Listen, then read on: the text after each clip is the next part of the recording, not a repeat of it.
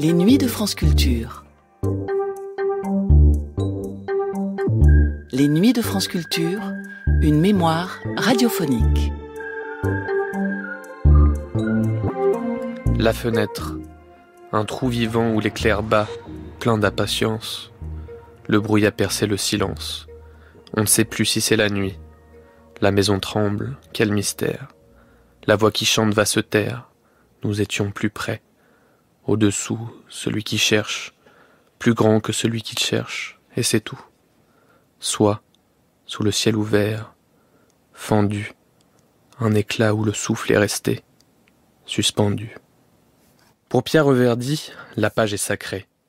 La rencontre entre un poème et un lecteur ne peut se faire que dans l'intimité d'une lecture solitaire, isolée du monde et des autres sens. Seul l'œil aurait la légitimité de venir se poser sur les mots agencés si singulièrement par le poète. La lecture à haute voix d'un poème, son interprétation par un lecteur donné, quelle que soit son expressivité et ses qualifications, est donc pour Reverdy extrêmement problématique. Car comment cette lecture peut-elle avoir lieu sans trahir le travail du poète ? Dans ce numéro du Parloir des poètes de 1953, Pierre Reverdy se livre au micro de Jacques Charpier à une attaque en règle de la lecture à haute voix de la poésie, et par extension de la radio comme moyen de diffusion de son œuvre. Curieuse prise de position, pourrait-on penser, quand la lecture permet à la musicalité de la poésie d'être actualisée, mise en exergue. On pense notamment aux rimes, aux homéotéleutes, aux assonances, aux allitérations, ou encore aux paronomases qui démontrent la virtuosité de l'écriture poétique. Mais la poésie de Reverdy, d'une façon presque pionnière, rejette ces notions traditionnelles associées à la poésie. La valeur poétique ne doit pas être indexée sur la musicalité, mais bien sur le sens profond en tant qu'il est inscrit en encre noire sur la page. La poésie de Reverdy n'est pas musicale, elle ne chante pas, ni peut-on la faire chanter. Si cet entretien représente l'un des rares que l'on trouve de Reverdy à la radio, c'est aussi que celui-ci ne voit pas dans la radio une chance pour la poésie, mais plutôt un instrument médiocre de neutralisation de celle-ci, qui y perd sa valeur particulière préservée par la seule lecture intime. Le choix a été fait ici, pour souligner l'ambivalence du propos de Reverdy, de faire suivre cet entretien par des lectures de ses propres textes par Reverdy lui-même, en 1956, dans Les Voix de notre temps. Lui qui semble pourtant voir la lecture de ses propres textes par le poète comme un suicide en puissance. Il est encore plus ironique de considérer que sans la radio, ces émissions et la voix de Pierre Reverdy seraient restées à jamais dans les oubliettes de l'histoire.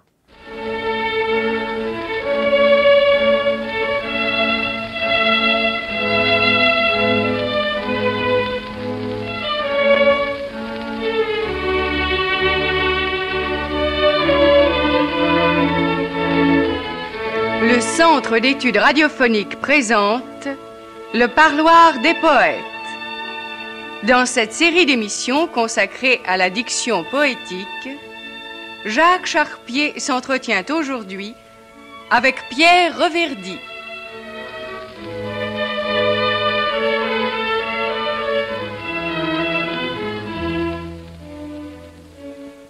Pensez-vous, Pierre Reverdy, que la diction d'un poème puisse apporter à ce poème une valeur nouvelle, voire se révéler nécessaire ? Non. Je ne pense pas que la diction d'un poème puisse, ou même ait à lui apporter une valeur nouvelle. De la tête au papier, c'est tout le trajet nécessaire. Et dans celui-là, du moins, s'il y a quelque chose à perdre, il y a aussi quelque chose à gagner. Et quelle est, selon vous, cette valeur particulière, rédhibitoire à tout autre mode de consommation poétique, que la seule lecture préserve et favorise ? C'est que le poème intérieur devient le poème extérieur et communicable à autrui. Si l'on pense à ce que cet autre en fera déjà, en l'intégrant par la lecture silencieuse, par l'œil, cela fait déjà cette déformation. Oui, ainsi, Pierre Reverdy, ce qui vous fait considérer comme non souhaitable de dire un poème, ce sont les risques inévitables que ce dernier court d'être déformé par son récitant. Et malgré cela, ne vous paraît-il pas possible à la diction de révéler malgré tout une dimension du poème qui était invisible à la lecture et que seule l'audition nous puisse dévoiler ? Non. Tout ce que la diction apporte au poème, ce n'est pas ce qui serait-il exprimé sous sa forme écrite, mais quelque chose d'étranger à lui-même, surajouté, et qui peut changer du tout au tout selon le diseur, et même selon le moment et les circonstances où le diseur dit ou redit le même poème. Je suis sûr pour ma part de n'avoir jamais entendu interpréter un poème de Baudelaire comme je crois qu'il a pu le concevoir, le sentir et finalement l'écrire lui-même. Et je peux me tromper d'ailleurs. Eh bien, pensez-vous, Pierre Reverdy, qu'il s'agisse là d'une impossibilité fondamentale d'être fidèle à un poème en le disant, ou qu'il se trouve seulement que le hasard, n'ayant pas bien fait les choses, vous n'ayez entendu dire Baudelaire que par de médiocres récitants? Il n'est pas dans mon propos d'incriminer la valeur du récitant. Accordons-lui tout le talent possible.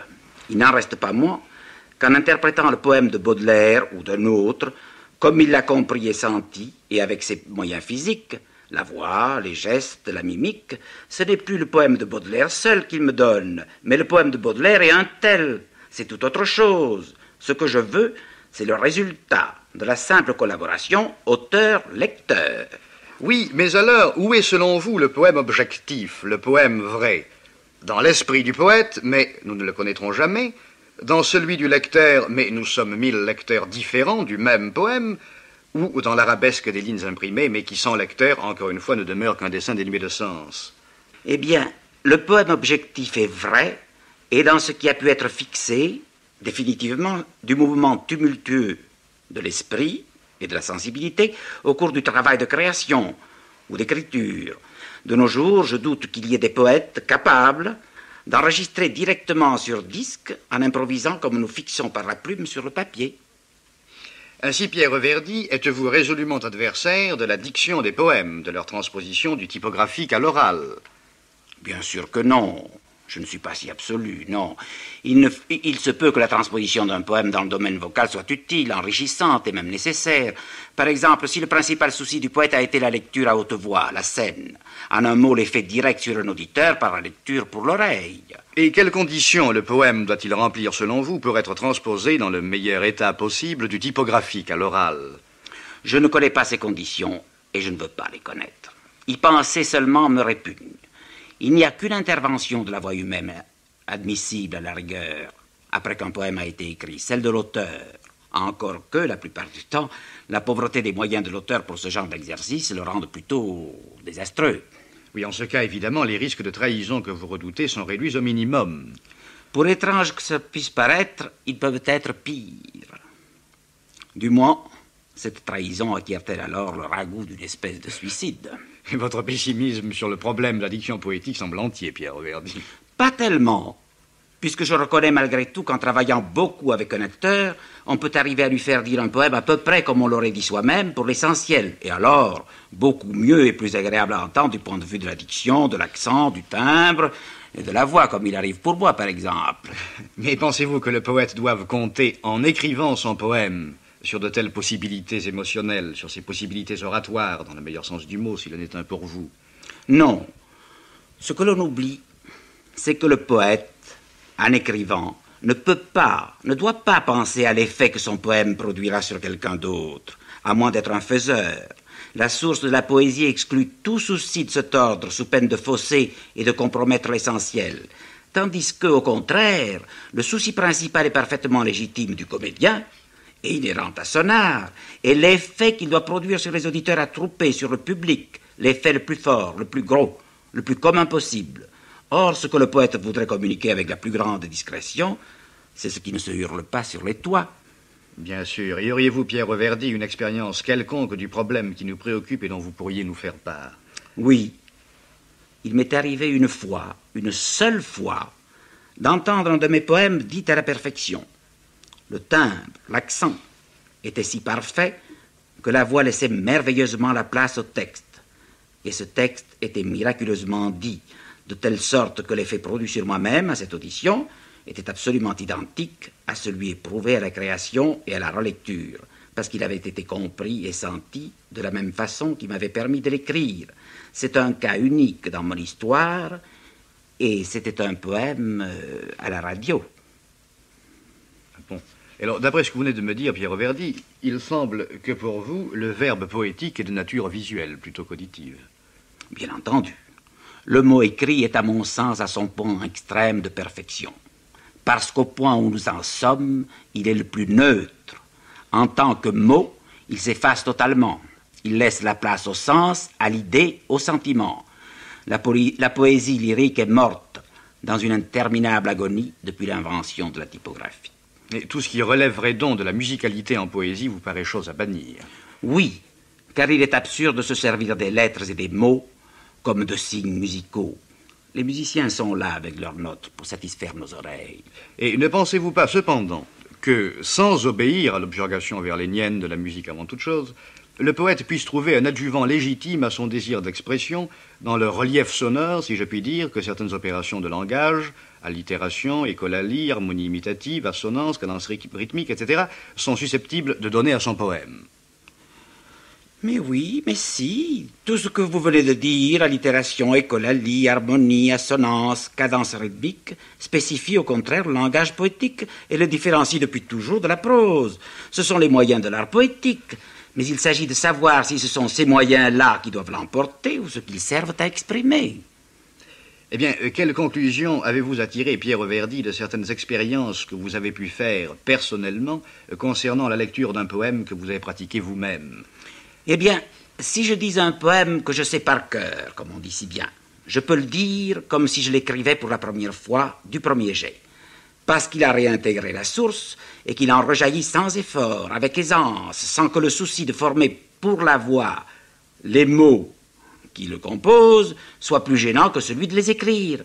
Mais si je dois lire un poème à haute voix en suivant le texte écrit, la forme typographique l'emporte nettement. Il y a un abîme entre les deux moyens d'expression.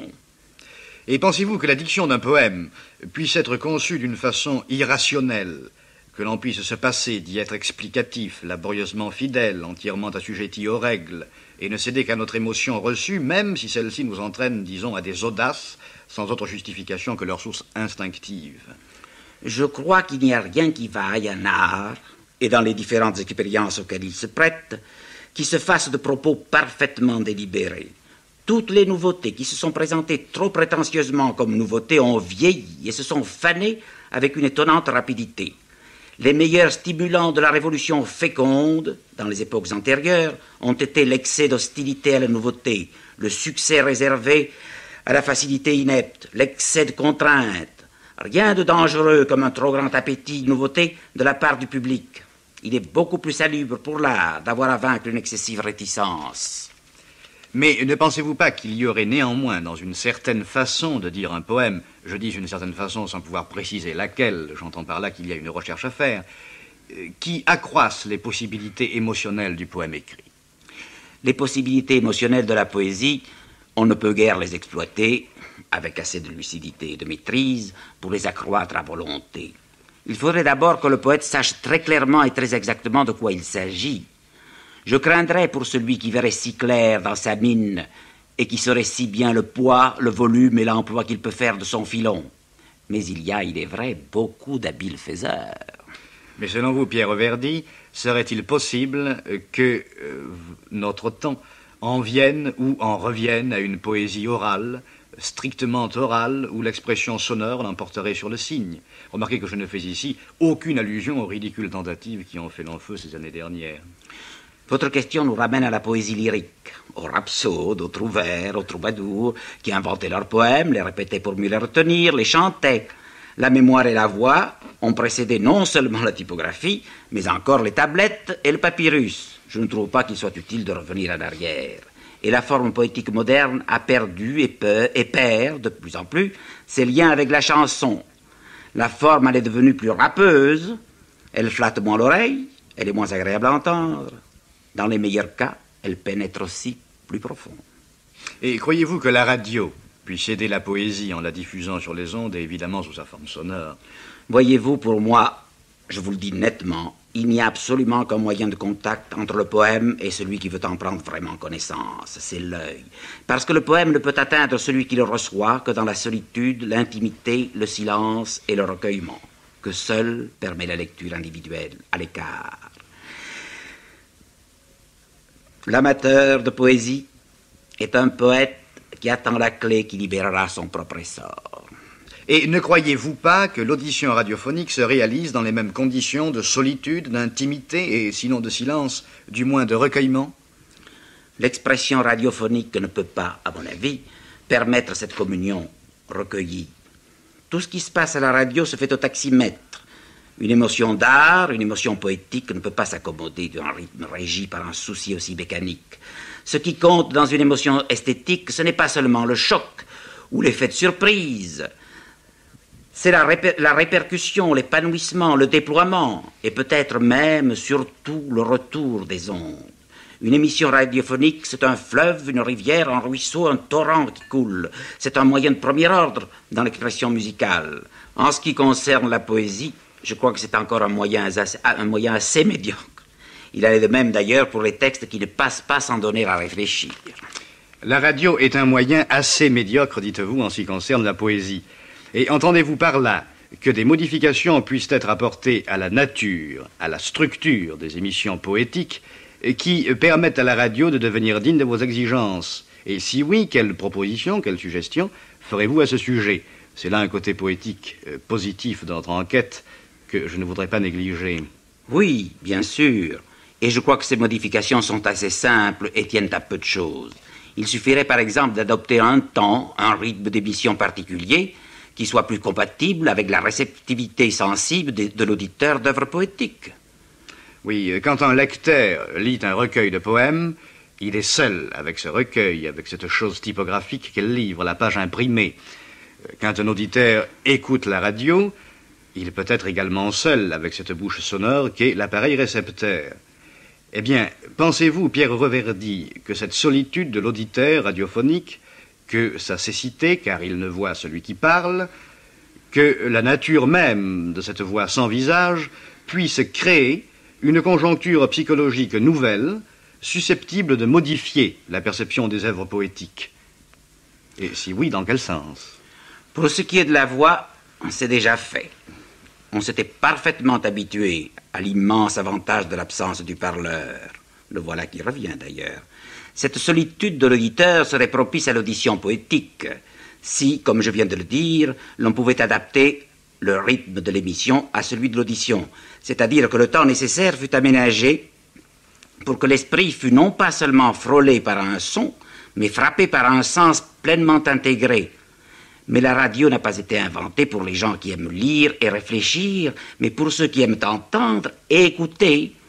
Eh bien, sincèrement, Pierre Reverdy, j'aimerais vous convaincre que la radio occupe et préoccupe aussi ceux qui aiment lire et réfléchir. Et pour insister sur un point précis de notre sujet, je dois dire que le marasme dans lequel la jeune poésie a été plongée par les éditeurs qui n'en veulent plus, ou humilient les jeunes poètes en les vouant au compte d'auteurs, ou les obligent à se changer en commis-voyageurs de leurs propres œuvres, que ce marasme donc peut être dans une certaine mesure compensé par la radio. Certes, je reconnais volontiers les objections que vous faites quant aux carences de l'expression radiophonique à l'égard de la poésie. Ces objections, je pense qu'il faudrait essayer de les utiliser dans le sens d'une amélioration de la technique de diffusion de la poésie plutôt que de s'en tenir au fait de les formuler. Je ne dis pas que l'échec en fin de compte ne nous guette, mais sans doute c'est là un problème à méditer et une expérience à entreprendre. J'en suis tout à fait persuadé. Toutefois, je ne pense pas que la perception des œuvres poétiques puisse en être modifiée ni surtout améliorée. Mais qu'une conjoncture psychologique nouvelle soit créée par les conditions de l'audition radiophonique et qu'elle s'étende, qu'elle envahisse un domaine infiniment plus vaste que la perception des œuvres poétiques, je ne crois pas qu'il soit possible d'en douter. En fait, ce qui devient prodigieusement exaltant, c'est de penser à cette multitude de solitudes qui reçoivent au même moment, dans un immense espace, le motif de se livrer chacune à sa particulière émotion. Et, bien que les amateurs passionnés de poésie réelle ne constituent pas le plus grand nombre des auditeurs radiophoniques, croyez bien que je reconnais parfaitement les efforts continus que fait la radiodiffusion pour les servir. Eh bien, Pierre Reverdy, je suis heureux que vous puissiez conclure notre entretien sur cette dimension poétique en soi de la radio, qui finira bien sans doute par ne plus livrer sur les ondes à cette multitude de solitudes que de bons et de poétiques motifs de s'émouvoir.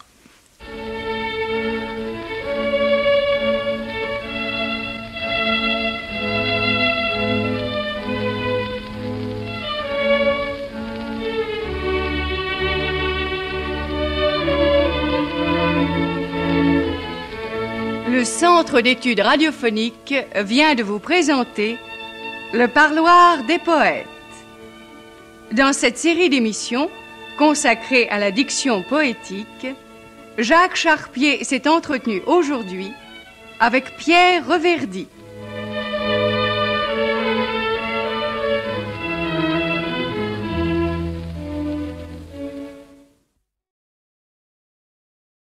pour éviter l'écueil qui se tient en arrière, qui me suit, qui attend le pas définitif, pour éviter de jamais revenir en arrière sur le flanc de l'amour qui glisse sans mourir, cet amour qui se dégage mal de tes viscères, ces regards qui n'ont plus ni rime ni raison, et ce portrait de toi que je voudrais refaire, tendre, vivant dans l'ombre sans passion, ce regard qui se perd dans la nuit jalouse, ce regard plein des pointes de feu de la poésie, dans la robe du soir dont se parle la terre, au moment où tu sors. Loin dans le désespoir, j'aurai le visage enfoui dans la glace, le cœur percé des mille feux du souvenir, l'écueil de l'avenir et la mort en arrière, et ton sourire trop léger, une barrière de toi à moi, les paroles libres, les gestes retenus, des mains ailées qui avançaient pour tout ouvrir. Alors, dans la trame serrée, livide, se découvre la blessure inouïe dont je voudrais me guérir.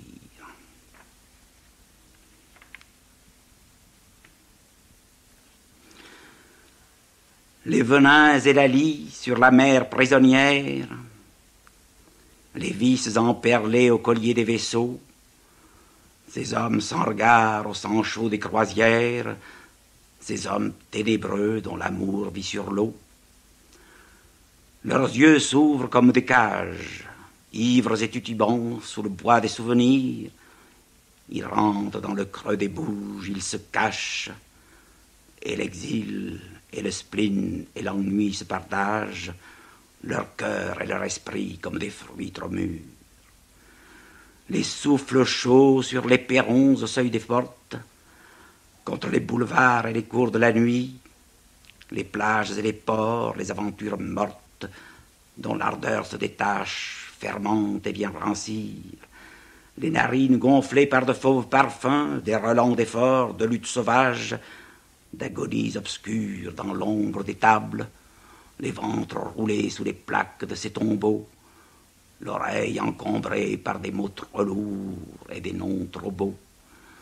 Sous l'arc du front bandé, les flèches aiguës du désir, ce soir, l'esprit troublé du goût irritant de partir, au verso blanc du monde, sur des chemins nouveaux, sur les quais sans espoir, vers les retours soudains, partir, toujours partir, courir à la renverse, le départ dépisté sur les traits du matin, à la conquête des solitudes étrangères, que le rêve haletant connaît seul et traverse comme un désert ardent, un désert humide, où la chair et l'esprit se mêlent dans une boue savoureuse, ivresse du sang mêlé, de la détresse de mon cœur et de mon corps au monde entier.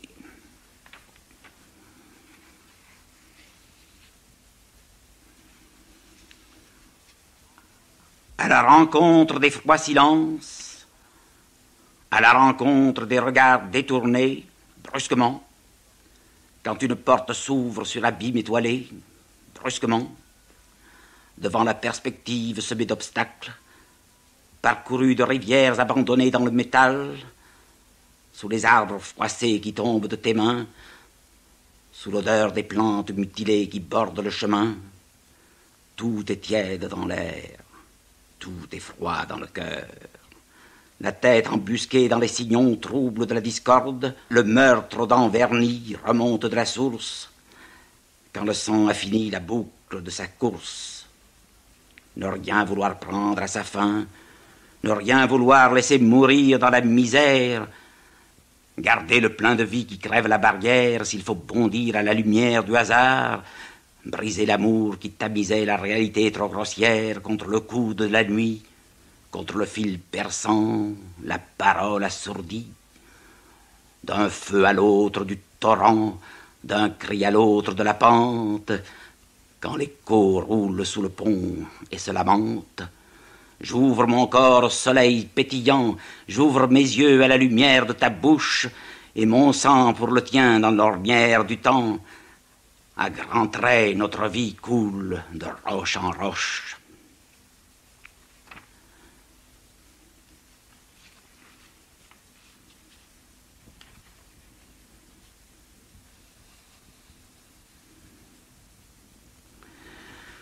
tous ses soucis au mur, ses rêves sous le front.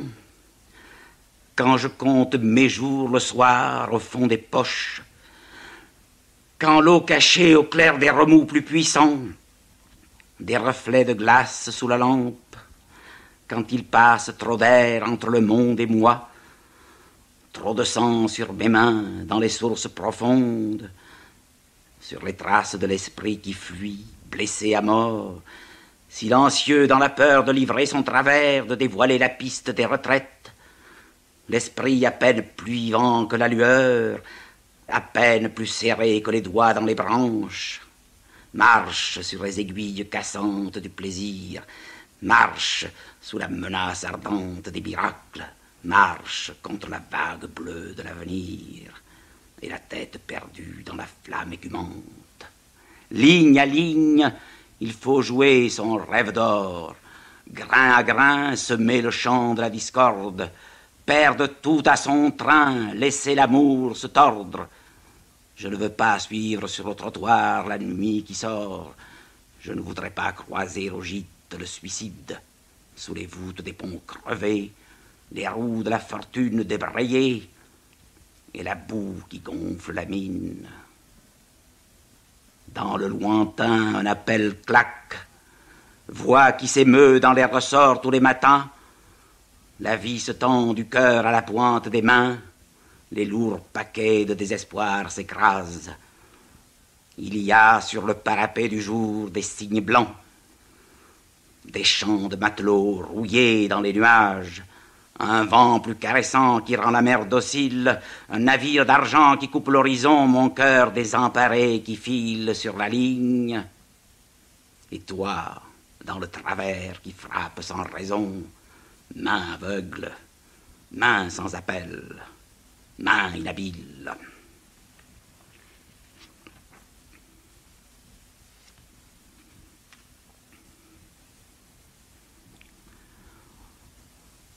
On remettra peut-être enfin la mécanique en marche sous les palmes.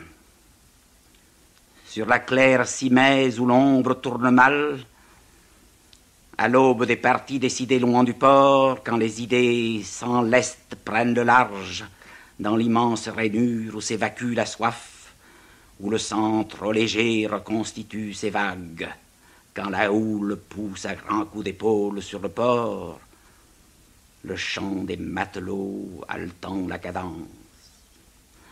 On pourrait à la rigueur compter les mots, aligner tous les traits cassés de ces visages, au front du ciel, les rides trop creusées par les efforts et les douleurs durement adaptées à la forme des hommes.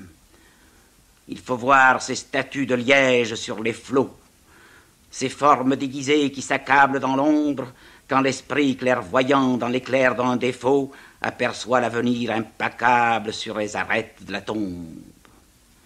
Qui penserait à revenir alors par un autre chemin, qui oserait gravir les marches du calvaire, une ligne de trop déclasse mon tourment, avec un regard plus perfide, on perd le cœur de l'adversaire. Plus une larme dans le mien, plus un geste précis sur l'éclat trouble du mystère, rien que des signes noirs sur les routes sans fin et tout le temps perdu dans les fausses carrières. Mais parfois la joie ouvre ses branches d'or au soleil caressant. L'amour épanoui depuis les premiers murmures du jour se dépouille de ses pétales. Contre l'orgueil meurtri par la rudesse de tes mains, les bras serrant plus fort ton cou à chaque soubresaut de mon terrible caractère, ces bras qui seront désormais la rugueuse ceinture de tes reins, dont tu ne pourras te défaire, la force sans répit qui dressera nos liens sous le mal que tu peux me faire.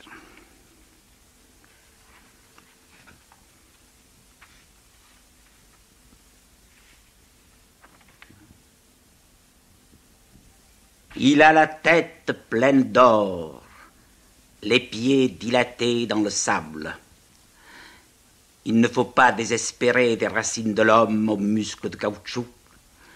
Il ne faut pas jeter la hampe qui visse la terre au drapeau, ni broyer le cœur de la lampe, la source de sang qui s'évente quand la blessure au ventre écoule son trésor aux franges du ruisseau. Il n'y a pas de cheminée dans le chemin de fer de la nuit blanche, la nuit glacée dans le sous-sol de l'hôpital. La terre est aplatie comme une nappe d'ombre, un cadavre de cendre qui s'imbibe de sang. C'est le désastre du réveil, d'une traînée de nombre, des êtres fabuleux qui ont l'œil au nombril. C'est dans les moisissures d'un soleil au col d'été que le long fleuve des jours noirs a pris sa source. Et sous la pluie averse et des regards sans appui, l'orgueil des ficelés jeté dans les rigoles, un tapis sans couleur de mousse desséchée, dans la gorge brûlée de soif, les pas plus durs, plus sourds et plus légers battent le rythme de la honte. Les pendules meurent de froid dans le chenal, et la faim de loup dans l'oreille, nous battons la campagne au cou. Nous en avions la gorge pleine, les routes, les sillons sont de marbre et de fer, les haies de la douleur bordent des champs de haine. Et puis, nous n'avons plus de raison d'avoir peur, il n'y a plus de place que pour l'espoir dans le désert de la misère. Quand le couvre-feu du mépris abaisse toutes les paupières, nous avons respiré longtemps les chants conservés dans la gorge, dans la marée basse ou montante de la nuit, quand l'angoisse était à mer pleine, le silence étale à plein bord, entre les fentes de l'oubli, nous n'étions pas les seuls esclaves à la chaîne. Trop tard, la peur casse les membres, le vent entasse nos soucis, trop tard, il faut toujours descendre, marche à marche, dans l'infini. L'ouate du cauchemar bouche toutes les portes et pèse plus lourd sur les toits, dans les rues de la ville morte comme la crasse entre les doigts. Le son des pas comptés dans le labyrinthe des tombes, ces maisons sans orgueil, tombeaux pétrifiés, diffusent le venin des songes, et l'homme revenu pour chasser vers l'écueil sur les rives du fleuve immonde. Épaules de nuit dans la vase, ravin de la lune de sel, le cœur brûle son gaz, l'esprit s'écrase, un parapet de chair se dresse au cul-de-sac. Et puis la femme fraîche et pesante au cœur nu, qui passe son temps à sourire, dans la trame à rebours des gestes retenus, le narcotique des saisons, le parfum de la pourriture, sous les raies de la porte, entre les rideaux noirs, dans la panoplie du remords, les lèvres boursouflées du matin qui s'éveille, dans la poitrine secouée d'un dur recul, le dégoût de ne plus rien faire, miracle du sommeil, les mains liées dans les ornières, les pieds au ciel. C'était Le Parloir des poètes de Jacques Charpier, diffusé pour la première fois le 19 mai 1953 sur la chaîne nationale, avec Pierre Reverdy, suivi d'un extrait des Voix de notre temps, diffusé pour la première fois le 11 mars 1956. Téléchargement et réécoute sur le site franceculture.fr et sur l'application Radio France.